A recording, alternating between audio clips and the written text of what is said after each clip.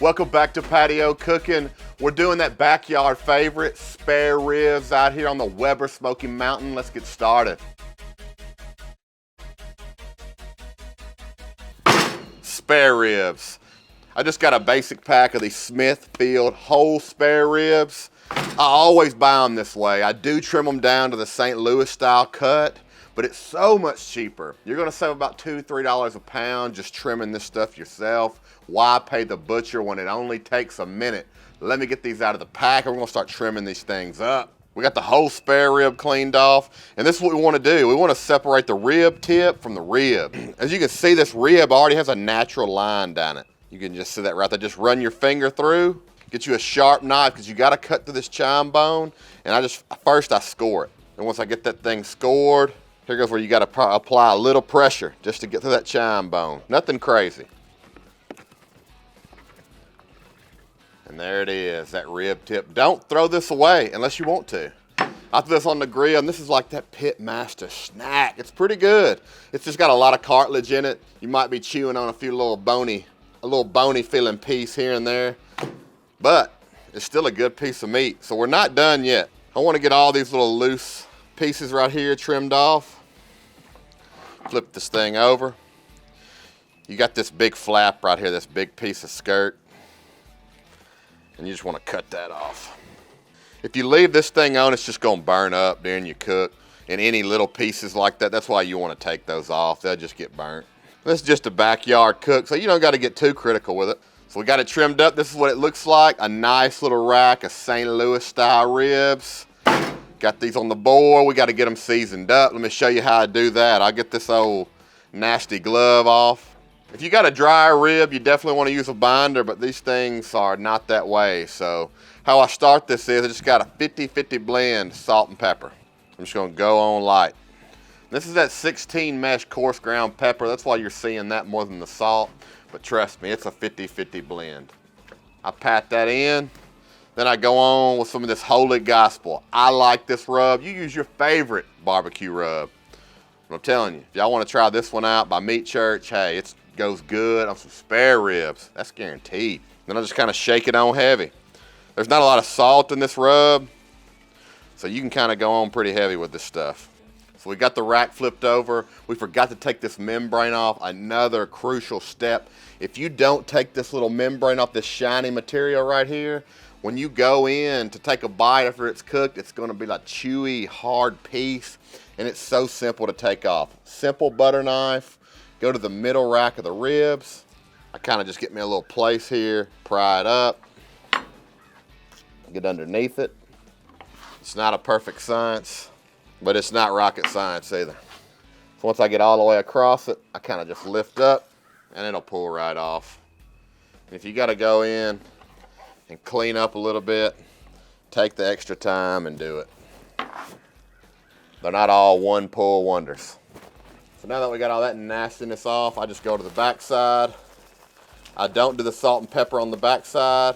I only do my barbecue rub. Just want to pat it in. We'll turn this thing back over. Give it another good pat, and if you ruined any spots, this is your eating side. So you want to go on heavy with this side. Doctor it up. Then I'm going to let these things hang out on the cutting board for a good 10-15 minutes, just letting that salt work on that meat. It'll start making some type of glaze. You'll see it as it sits, and that's really going to help, color and marinate that meat as you cook it. And look, don't forget about your rib tips, whatever you want to do with them, whether it's throw it away. But what I recommend you do is try your new rub. If you got a new rub at the grocery store, you're making your own, this is the perfect time to cut a piece up, put that on the grill, and then try it out. Or let other people try it out. You definitely don't want to get a nasty rub when you're having the cookout. You hear me? So now we got these spare ribs seasoned up. We're going to let them hang out on the board 10-15 minutes. In the meantime, we're going to get over to the grill. I'm going to show you how I set that up. When I cook these spare ribs, I'm usually doing on this Weber Smoky Mountain right here. This is as close to a charcoal and wood grill to set it and forget it as you can get. Anyway, this is the 22-inch model, and this is how I set this thing. I used the minion method. And I go into more detail on this brisket cook that I did that I'll link up here. But in the meantime, I'm running 250 on this thing. Got the water pan filled up here. And I'm just going to take some of these wood chunks. I use hickory every time. I think it gives it a good flavor. And that hickory wood barbecue, that's what we do in my area. So all I'm gonna do is take 3 of these good little chunks right here, and I'm gonna drop them in, kind of spreading them out. That one's a little small, so we'll take 4. And I'm gonna shut it down. So we got these ribs here on this grill, and how they're gonna cook is how you set them. So I kind of straighten it up just to get a little, get a little prettiness on this thing. You can see that glaze that I'm talking about. They've kind of tacked up, and you can kind of see it's made its own little rib sauce here. We got that smoke flowing. The water pan is full, and down here I got all my vents wide open, and I'm running exactly 250. We may have to adjust these vents during the cook, but I'll come out here about every 30 minutes and check that, and if it's still running 250, I'll leave it alone. If not, I go in and I start shutting vents down just one by one. Again, I'm running 250 degrees Fahrenheit. We're gonna leave these alone for 2 hours.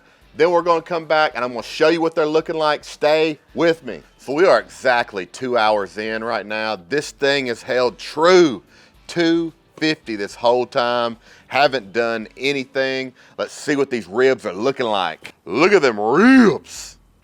You can see that they still need just a little bit longer, maybe another hour, but I can already tell that the bark is starting to set on these ribs, and they're looking just a tad bit dry. So what I got right here is a 50-50 blend. Apple juice, apple cider vinegar.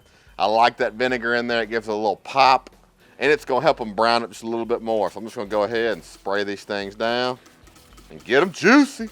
So we got them sprayed down, and what we're looking for right now is that deep red color. That's what I like to see, and I think in another hour, that's what we're gonna get. I'm gonna go ahead and close this smoker down. If you're looking, you ain't cooking. Let's give it another hour. We're gonna come back, and I guarantee you they're gonna be ready to wrap. Stay with me. It's time. Woo! That's it right there. Them ribs, that's the color that I'm looking for. It's time to pull this stuff off and get it wrapped. Let's get over to the table. Ribs on the table. Let me show you how I get them wrapped. Now I just do a little bit of sweet with that brown sugar. Sprinkle them tops. Throw some more fat in there. And this is just regular butter. You can use margarine, parquet, whatever you like to do. What do they say, honey for the money? Oh yeah, it's gonna get it real nice. That's what I like to do. Just a little bit of barbecue sauce. Oh yeah. And I'm just using that Killer Hogs vinegar sauce. But you use your favorite barbecue sauce. That's the way you want to do it. So now, we're just gonna get it wrapped up. No particular way, just get it wrapped up. A lot of people like to do this, and they like to turn the rack of ribs over and then put it back on the smoker. I don't do that. I keep it face up the whole cook. And I do not flip the ribs. If you're a rib flipper, that's like a sin in my house. So we're gonna get back over to the smoker. I'm gonna give these ribs at least another hour, hour and a half, maybe even 2. We'll just come back after an hour and just start checking these things, and I'll show you what I'm looking for before I pull them. So just under 2 hours, we're about to check on these ribs, but look at this grill, 250 the whole time. We've been cooking for about 5 hours right now. Let's get the lid off. I'm gonna show you what I look for before I pull the ribs. Ribs are one of them things that are like pork butt. You can't pull it on just temperature alone. You gotta go by feel. And if I don't have one of these thermometers, I just take a toothpick. And what I start doing is, I'm gonna unwrap it, and I'm just gonna start going right in to these ribs just like this. And I want it to just slide in like butter. As you can see, just no resistance. These ribs are looking good to me. Ooh, and let's check that temperature. Just so I can show you what they're temping at right now. So about 204, 206. They're to the point right now where I want to put them over to the board, glaze them, and get them back on for just a few more minutes. Let's get back over to the cutting board. I'll show you what I use for that. We got the ribs on the board, and take a look at these things. I just got some of this Killer Hogs rub right here. And I'm just gonna rub a little thin coat on it and put it back on for another 15 minutes, just to let the sauce tack up and flavor these ribs just a little bit. 15 minutes, these ribs are ready. Take a look at these things. We had a little bit of blowout right here, as you can see, trying to take these off the grill. This rack of ribs is fall off the bone. That's how we eat them here in the backyard. I don't know anybody around this area who wants a, you know, a tough rib. So this is definitely not a bad thing in our opinion. So what we're gonna do now is we're just gonna kind of cut across this bone. The ribs are cut. The only thing left to do now is to give these things a try. Just gonna go ahead with this one right here. Y'all look at that, that's juicy. Oh, man. One more time. Let's go in again. Ooh, these spare ribs, I'm telling you, they are freaking fantastic. Loving this. Love that that Killer Hogs vinegar sauce. Really makes these ribs pop.